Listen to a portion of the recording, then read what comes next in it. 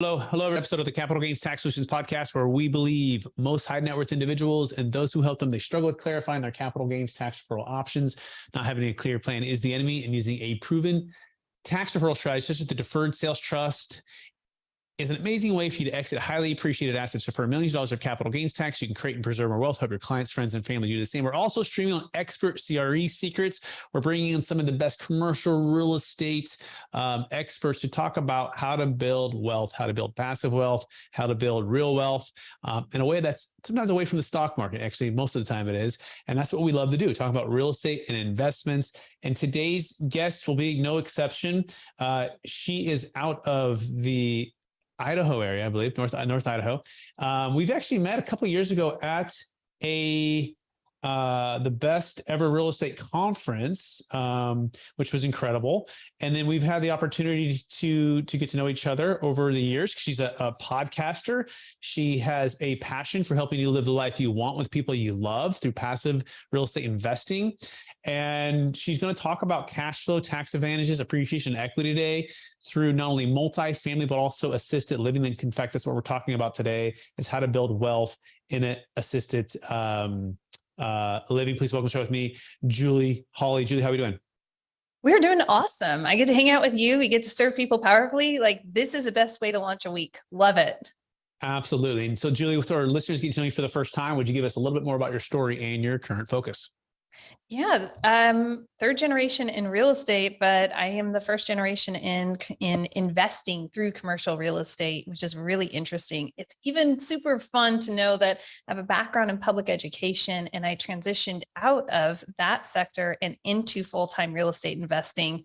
Another super fun hallmark is that my husband is a part owner of a RE/MAX. So he's on the residential end of things. And it's really interesting when you start comparing, residential investing, in the single family home sector versus investing in commercial, assets, and you're looking at the tax advantages and such. And so it's been really interesting to see our perspective shift from single family mindset over the years, into all the benefits that commercial assets bring into our portfolio.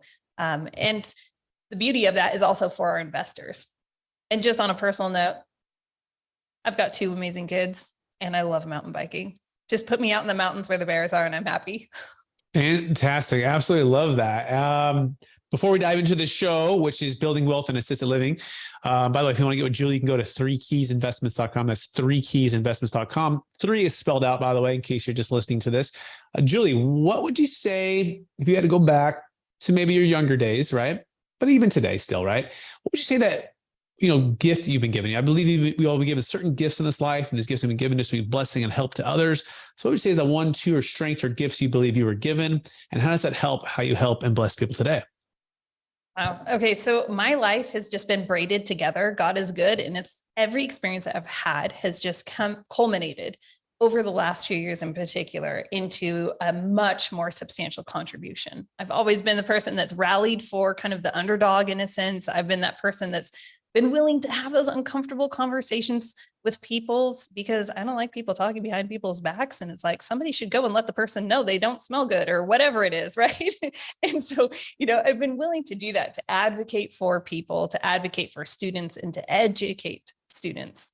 And now all of that has come together with my passion for real estate, architecture, and growing wealth, educating people. And that is culminated in the Conscious Investor. And recently I've really concluded that it's actually a movement. It's a contribution and a movement. And that to me is just so exciting to be able to, and the more we pour into something and we invest in it, and we accept that we're going to trip forward and that it's not going to be perfect on the front end, but if we continue to massage it and knead it and just practice it, it's going to grow and morph. And now I'm at this point where the Conscious Investor has really bloomed. It's continuing to blossom and bloom. And it's exciting because we're really supporting people in finding, yes, financial freedom, but more importantly, personal freedom. And personal freedom encompasses financial freedom, but so many people are singularly focused on finding that financial freedom, that they are missing out on freedom in their relationships, spiritual freedom, freedom in their creativity, time freedom, so many other types of freedoms that we need so that we can live that we're all 1 in 400 like trillion. Like the likelihood of us being alive is so unlikely that we're all created with these unique gifts and contributions. And so really helping people find that personal freedom. And part of that is through our investing wing. You know, a lot of people need to have that security to say like, okay, I feel okay because my finances are in order. And so now I can even hear what you're saying on these other elements. And so meeting people's needs in so many different capacities, it's exciting. I love everything that I do, quite frankly. Absolutely amazing. And I know because it's hard to meet people with such enthusiasm like me. And sometimes I feel like I'm the guy who's like the most excited in the room or bringing all the energy. But then I get to meet Julie. I'm like, wait, there's another really amazing, inspirational person. And not only that, but I love the way you said it's, rallied for the underdog, willing to have the tough conversations, right?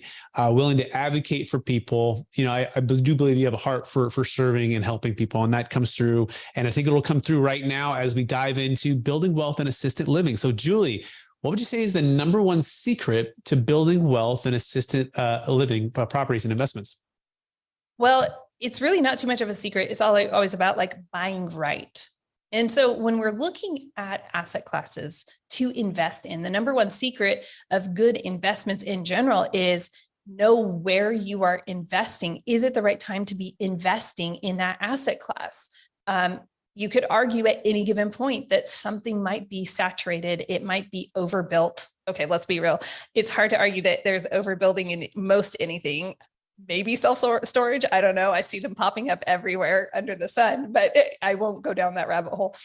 However, it's understanding, whoa, we have this huge situation on our hands when it comes to our seniors and retiring. And if we think that all the baby boomers are, that we've already cycled through the baby boomers, we have a rude awakening. So those of us who are in our middle years who might feel like, oh, well, no, they've already gone through. No, they haven't.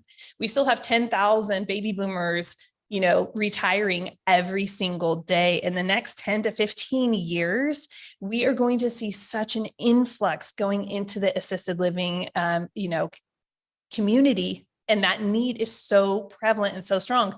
And then we're looking at supply and demand. And I could go, I am going to go down that rabbit hole because this is really important for people to understand, is that just as we've seen on single family housing starts have been impacted over the last 25 years. And we can look at that impact as well as multifamily. And so when we look at what was taking place in the early 2000s, one of the benefits of being a person that's third generation in real estate and was, paying attention, but you look at what happened with the 2008 crash, it's like, okay, well, we had a lot of development taking place leading into the great, all of the collapse in 2008. And when that collapse happened, so much of our housing starts faded away and went away. And we were already behind going into 2008. We were already behind on our housing supply. Then 2008 hits, and now we're set back further because all the developers, they couldn't find the money, and they got waylaid. I'm going to simplify that because obviously there are a lot of details involved in that. And now we are still seeing, we haven't caught up. And that we haven't caught up also in the assisted living space, especially with this massive supply and demand issue that we are facing. And compound that by many of these assisted living facilities, which I personally prefer calling them communities, but like the asset class is actually known as assisted living facilities. It's one of the semantic things for me. So I just have to throw that in there. But when we look at that, we are looking at so many of these facilities are owned by mom and pop. They're owner operated. Guess what? They want to retire too. And they're like, hey, it's our turn now. We want to retire and enjoy these years of our life.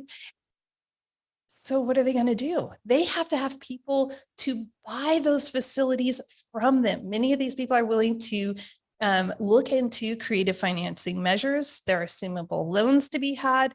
And so again, going back to impact, going back to service and contribution, you look at this as like really honestly kind of synonymous with who I am and how I'm wired. I'm like, what? We get to support our investors. The returns are phenomenal. Yes, we get to support the owner operators by giving them that piece.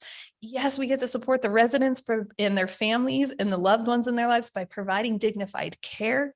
Yes, we're supporting the community by keeping a facility open, because most of these facilities are very much impacted right now with waiting lists.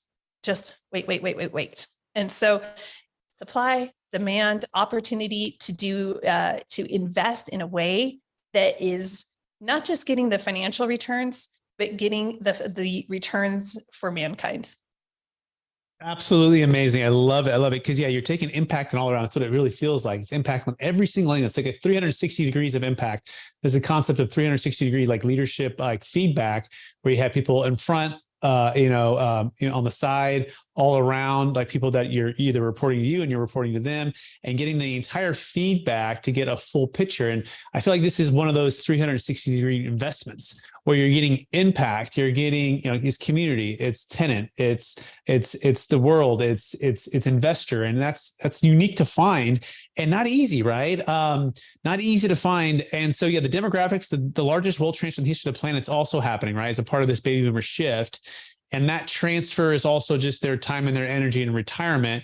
So I think that's the number one secret, like you're saying, is the demographics, understanding the need and understanding the opportunity for impact. What would you say the next, either secret or insight that you've learned as a part of building wealth and assisted living facilities?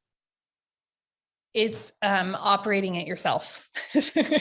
And so this is actually going to say a lot of people look at this investment class. I did myself. I stuck with multifamily and just, I'm going to put a little bookmark here to say my company is two-pronged. We invest in multifamily, in apartment complexes, and we invest in assisted living facilities. We do that because of a deeper conviction of our investment is to help humans. Everybody has their, and we don't want to be spread thin looking at every single asset class under the sun. We want to be very purposeful, purpose-driven, and intentional. And that also drives stronger investments. In doing so, starting with multifamily investing, when you buy 100-unit apartment complex, right, you might be picking up a staff of, 2 to 10 people, maybe, right? You buy an assisted living facility, you're paying of 100 units or licensed beds is actually how it goes. Now you're picking up a staff of at least 75, more close to 100, right? And so you have to look at how are we going to manage this? Because we're not just buying the real estate, we're buying the real estate and we're buying a business. And so there's a new type of savvy that has to be in play. And so this is not an asset class that is for everyone.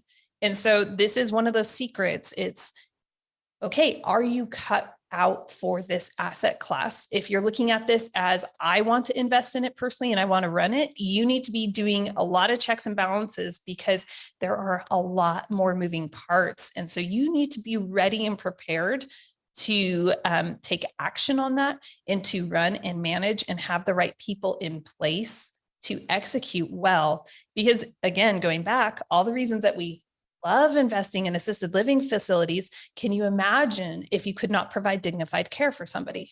Now you're actually going against everything that you believe. And so you want to make sure that all those elements are in place. We have brought that level of management in-house. So it is integrated into our investment thesis. We want line of sight, we want full transparency, and we want to be able to take action immediately and effectively as needed and where needed. And the best way to do that is to be fully integrated. So I think that when we're looking at that next secret is that we want to be saying, who is actually behind, who is operations, and do I have a line of sight into everything that's taking place, and how fast can I act? What's the nimbleness of this? Absolutely. Yeah. And which leads into the kind of, I think the next question, right, which is the level of care, right? So there's independent, right, which is, to say, and maybe you can explain this a little better. In fact, let me tee it up for you. What's the difference between independent, assisted memory care? Break down kind of the major food groups as it pertains to senior care, facilities and such.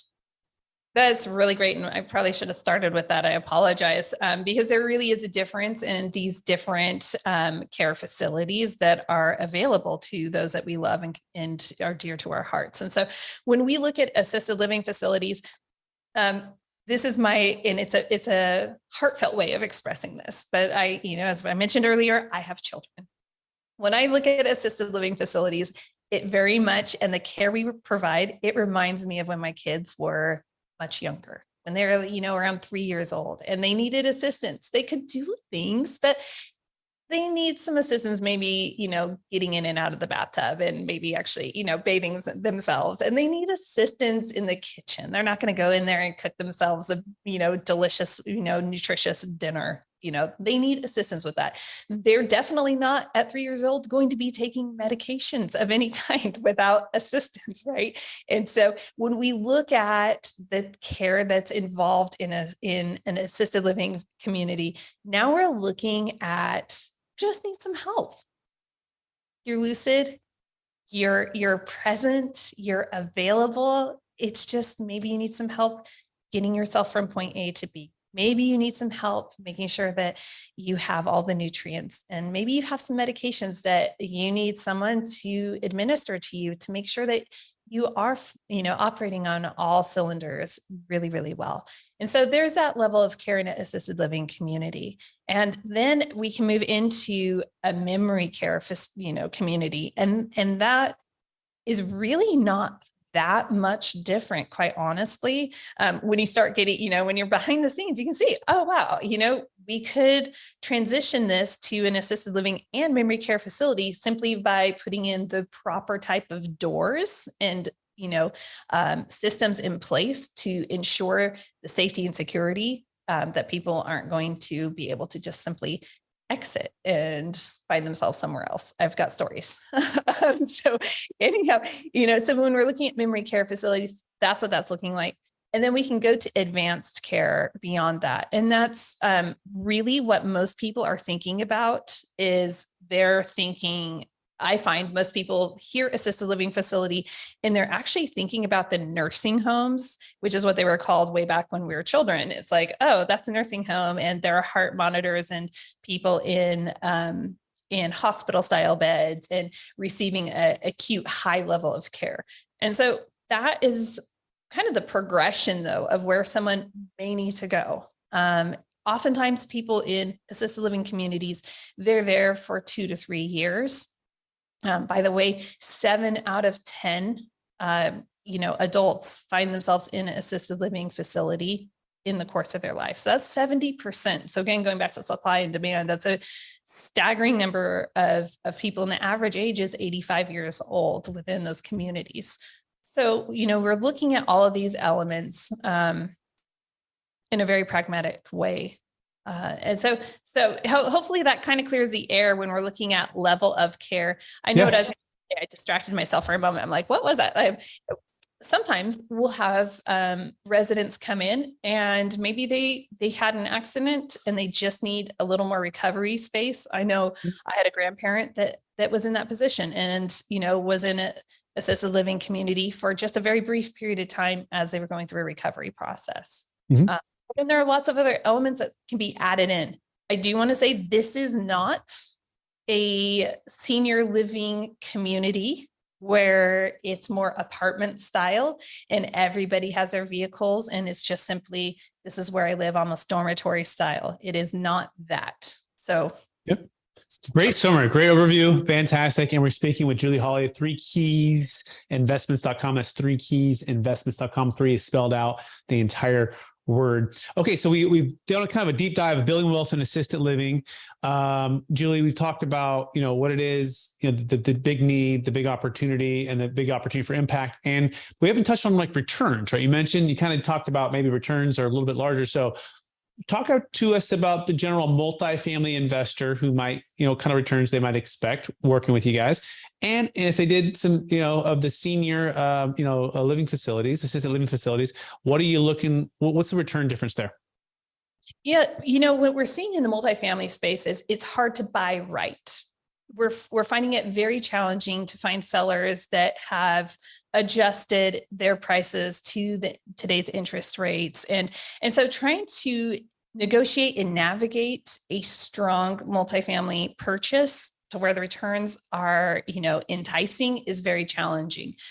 When we're looking in the assisted living space, now we have an opportunity to hit those metrics that are, say, circa, maybe closer to 2017, 2018 in the multifamily space. And so, when we're looking at this, we're looking at returns projections. And remember that they are always projections and things that we're aiming for.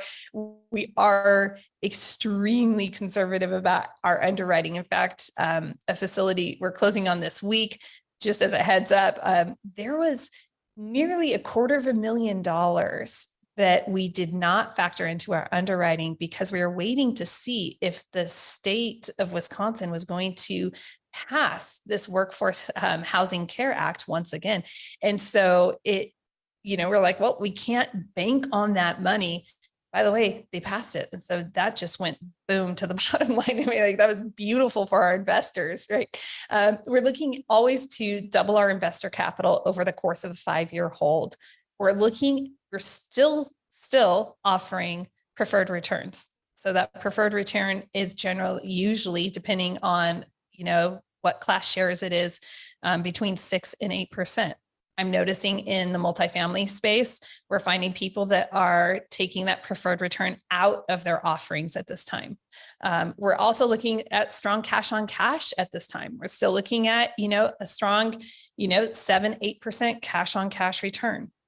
Again, when I'm looking at multifamily, I'm seeing that that's more difficult to come by than it was over past years. Great overview. Okay, so double investor money within 5 years is the goal, and you're looking at pref returns of 6 to 8%, cash on cash of 7 to 8. Multifamily, maybe some are taking out that pref return and that cash on cash. It's just tough. You're right.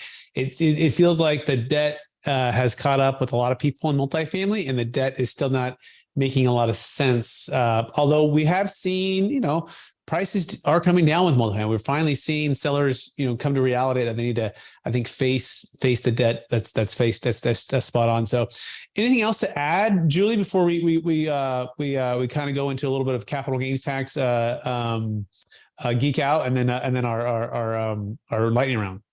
Yeah. No, I think that this is a great asset class for everyone to add into their investment portfolio. I believe in a truly diversified investment portfolio, which means we should have paper assets and we should have tangible assets. Let's have Wall Street and Main Street in the portfolio. And then on our Main Street side, great. That's wonderful to have multifamily. However, every asset class is going to go through some growing pains, some contractions. That's typical and normal. And so really diversifying that element of your portfolio is powerful. This investment in, a class of assisted living is absolutely such a great way for people who are like, I want my money to do more than just make me money. I need it to make me money. And there's nothing wrong with that. We should be making money on our investments. That's being wise and prudent. But it's so beautiful to be able to double down and say, my money does multiple things. Yeah, do good while making profits. They're not mutually exclusive. Amazing. So let's dive right into this. What's the biggest frustration when it comes to capital gains tax and the 1031 exchange as it pertains to a number of things? It could be for you guys exiting out of assets. It could be for, someone who has a cryptocurrency or a business that wants to invest with you guys, Julie, but it's subject to capital gains tax in order to get into the real estate syndications that you structure. What do you found to be the biggest frustration as it pertains to, large exits with capital gains tax and the 1031 exchange? I think it's twofold. And I think you and I, when we saw each other in person a couple of months ago, I think we spoke about this a little bit and it was so much fun. And I love what you offer and I love how your mind works. And I can't wait for you to come on my show so I can pick your brain and extract more. I think one of the biggest challenges we find is that the pairing, right? So a seller, they want to exit and they want a 1031 out. However, they don't know who can I 1031 with. And now that creates so many problems because now we have to have a TIC structure, a tenants in common structure. And now that creates, another legal, like greater legal fees. And I have to even find a team that's willing to receive my money. And now it just changes the structure so much. I think that right there is the biggest headache that people face. And then identifying, right now, we're finding that the debt markets are, very tight. And so there are instances, we're in an instance right now where we're supposed to be closed already. And so what happens to my 1031 situation? I committed, I identified my properties, and this still isn't closed. I just lost, what's going to happen to me as a 1031er. So I think these are some of the sentiments that I hear. Absolutely. We call these the shotgun weddings, or even like your hair on fire running around because you have this tax liability and you have this deal you want to close, or there's no pairing at all. Like a business cannot 1031 into real estate. You also cannot 1031 cryptocurrency or primary homes, or you're just running out of time and you're just running out of options, right? And so that's why we do offer the deferred sales trust. It's an alternative to a 1031 exchange. We have a saying around here that says, friends don't let friends overpay in a 1031.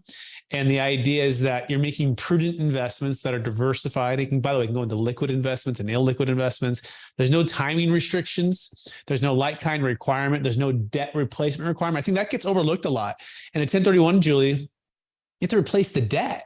Right. Well, think about that. If you had debt at 3.5% and you sold at a great price, but now debt's at 6.5%, 7%, I mean, that whole concept of having to replace debt for debt, and I mean, that could just sink the deal, right? And just because of the tax, right? So we think the deferred sales trust was created for times like this to be able to diversify, to get out of debt, don't have to replace any debt, and to be able to selectively buy deals at any time, meaning the market can actually shift and go down and you can sell high and buy low. Anyways, if people want to learn about this, you can go to capitalgainstaxsolutions.com, capitalgainstaxsolutions.com. We wrote a book called Building a Capital Gains Tax Exit Plan.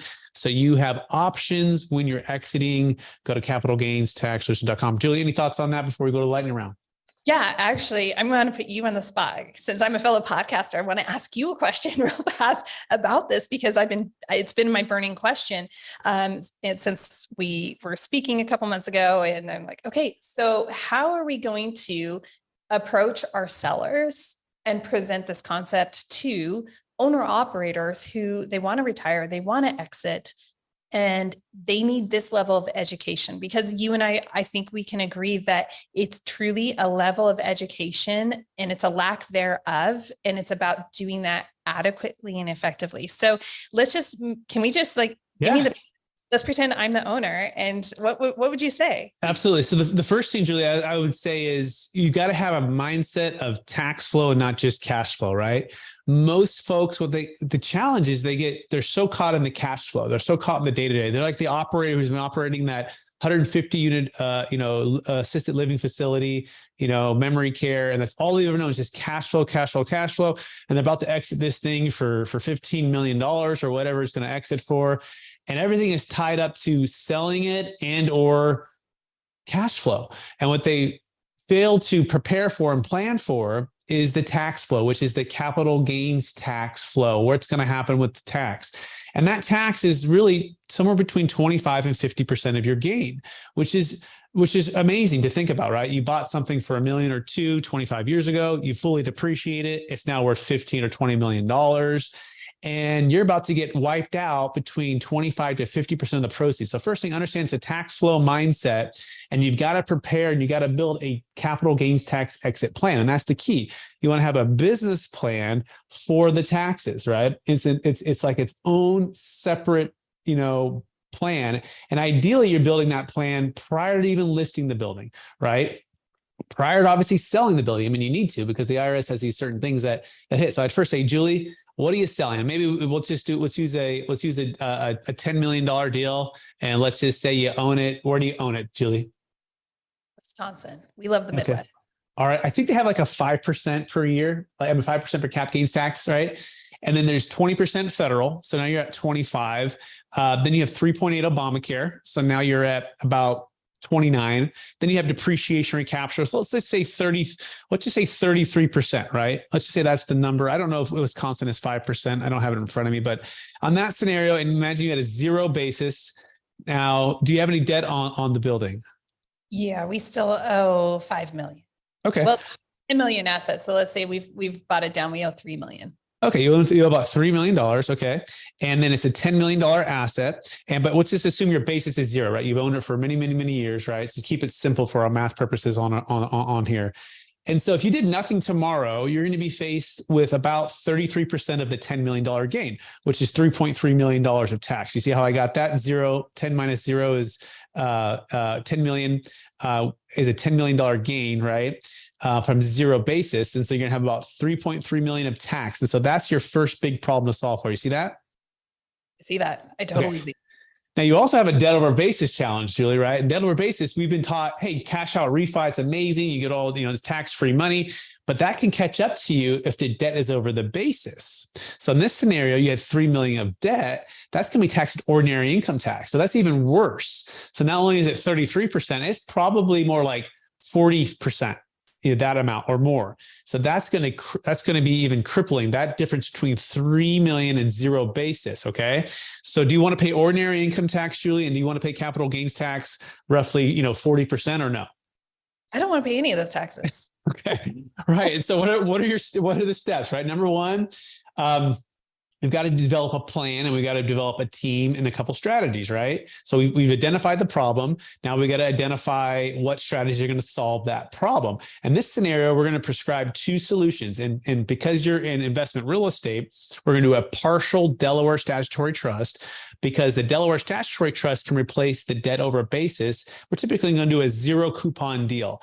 And the zero coupon deal is going to be able to replace the debt. Remember what I said earlier in this video, and I said they're going to replace the debt. So one of the Achilles heels of the deferred sales trust is it can't replace debt, and also it also doesn't require debt, but it doesn't replace the debt over basis. So we have to replace that debt over basis. And so this is something where we're going to use two DSTs. So first, we're going to send all of the proceeds at close of escrow to a qualified intermediary. Work with us on this, because we work with a qualified intermediary to have all of this smoothly laid out.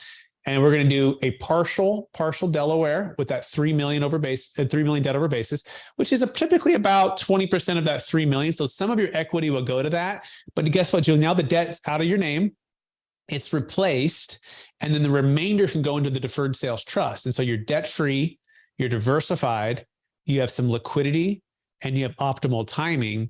And that's just a quick prescription of this. And any questions so far on that? No, I love this. So now I'm looking at, and I'm not good with knee-jerk math, but I'm like, I was probably going to walk away with basically $1 million, maybe $1.5 million. And now with this, I'd love to know what the difference is between what I would have walked away with had I not utilized a strategy like this versus, okay, we use the strategy and boom. Right. And so we'll do the 10 million. I'm going to use 4 million as the liability, just because you have some debt over basis. So you would have had 6 million, but you would have paid off the debt of 3 million. So now you would have about 5.7 million not doing anything, right? Just paying all the tax. In this scenario, I think we would just add back the 4 million. Oh, I'm sorry. Let me do 10 million. And we said we had 3 million of debt, right? So that would have been 7 million. Then you would have paid about 4 million of tax.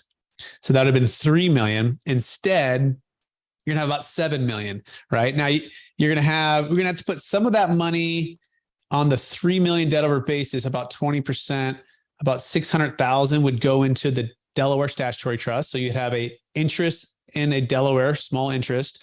It's a zero coupon deal, not a lot of cash flow, but it replaced the debt. So that's 600 there.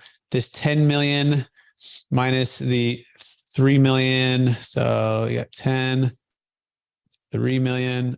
Now we're at 7 minus the 600,000. So you'd have about 6.4 million. Let's just say closing costs. Let's just say 6.2, just to keep it simple. 6.2 million in the trust is the second outcome, right? What did I say on the first one? It was like less than that. So it was like, it was horrible. I was mean, like, 3. honestly, it's traumatic. I'm like, I don't even want to think about it. Yeah, I think it was 3 million versus 6.4, right? So it's substantial. It's huge, right? That's the difference there. And now all that money can be invested into one of Julie's deals, right? Which is cool. It can be invested into my own deals if I want to do my own. It could be in going to hard money lending. You can go into the stock market. You can go into a diversified portfolio, but you're debt free. You're diversified. You've got an extra, let's say $3 million working for you. And you're probably feeling pretty good. Okay, I'm feeling so good. And I already know, because I'm the owner of this asset, right? I already know the ins and outs of it, and I know who I'm selling it to. Can I reinvest with them? Yeah, absolutely. So you could turn around and you can reinvest with yourself or with others, right? No problem. That's the beauty. The trust can partner with you on an LLC, or go directly into a real estate fund, or directly into a syndication. There's no like kind requirement. There's no tenant in common. It just comes in as like an LP, or it can be a part of the GP. Like it's really flexible when it comes to going into investments. So you realize that I'm going to take this recording and I'm going to clip the section out and ensure that everyone in my partnership group understands how this works as we're working on our acquisitions. Because when we start looking at these type of strategies, this is even taking all of my investment thesis one step further, because now it's saying, and how are we taking care of the owners who have worked and invested so much so that they can walk away with the beauty of everything they've built without, I'm really not opposed to paying taxes. Okay. But I think that we stimulate the economy very powerfully when we have full control over our money. And so if we can empower those owners to have agency over their finances, now they're going to go, and it's going to support our economy in a powerful way. You nailed it. Not only that, check this out, Julie. Let's imagine you owed like 5 million, right? And you're not, there's no way you're trading 150 beds, right, for another 150 to 200 beds. You're literally trapped, because you're like, if I sell, I don't want to have to 1031, or I don't have to give it up all the way to a Delaware where I have no control, no liquidity, no diversification. With the deferred sales trust, it gives you that liquidity and that freedom that you're talking about, the freedom to spend, the freedom to have liquid capital if you want it, the freedom to diversify, the freedom not to get a replaced debt with huge. I mean, we could replace some of the debt on that deal, but there's people sitting here right now who would sell their assets had they known about this, right? And that's the key. It's you have to come with an opportunity that is unique and that's compelling and that solves the things they want. And when you do that, guess what? They'll probably sell the asset to you for 14 million instead of 15, right? On this scenario, we did 10, so maybe 9, right? I mean, so you can use it as a way to negotiate for yourself because it's a value add. You can use it as a way for the money to roll back in, and that's the cool part. It's the tax flow versus just the cash flow, and when you put them all together, makes all the difference. By the way, people want to learn more, you go to capitalgainstaxsolutions.com. This is what we love to do. You can check out our YouTube channel as well. We got a lot of content there. That being said, Julie, we are way out over time. Are you ready for the lightning round? I am so ready. Okay. What, if you go back to your 25-year-old self, what's the one golden nugget you make sure to tell yourself to do? Go for it. Believe in yourself. Just believe and go. It's all in your head. Question number 2. What is the number one book you've recommended or gifted the most in the past year? Oh man, I read a lot. So I would say Motivation Manifesto by Brendon Burchard is one that I'm constantly, I have a whole series of books that, depending on the person, I would have the recommendation. So if you're watching or listening and you want a book recommendation that's personalized to you, reach out to me, go to threekeysinvestments.com, and I will tell you the next book you should read. And you'll be like, oh, that was it. Fantastic. Question number 3. What are you most curious about right now? I'm always curious about everything in life. Very curious about implementing, quite frankly, very curious. I've been going down this rabbit hole of creative financing. It is the way. I remember when my dad got into real estate in the 70s, it was all creative financing, and he was a very curious person who found solutions for people. I'm very curious about understanding these strategies better and implementing them so that we can relieve the burden of owners and really help a lot of transitions take place within the real estate sector that allows everyone to win. Fantastic. Last question, because we're out of time. Knowing what you know now, and after all the people you've helped, what would you say is the number one habit that you practice to help you stay centered in your values and stay encouraged to charge forward to reach even higher heights? Number one habit, gosh, health, wealth, and mindset. It's all of it. It's all integrated. I'm in my Bible in the mornings. I'm in a good book in the mornings, and I'm like writing down very clear thoughts in the mornings. Like, it's a consistency, the consistency of those three things. If I look back over a journal, and it's amazing to see the power that breeds in our lives. Julie Hawley, it's been more than a pleasure. I'm so glad we were able to record this podcast. I'm so looking forward to coming on your show. I want to encourage you to keep using the gifts and talents you've been given, with growling for the underdog, willing to advocate for people, willing to have the tough conversations, teaching, contributing, making an impact with wealth and real estate. It's such a pleasure to get to know you more.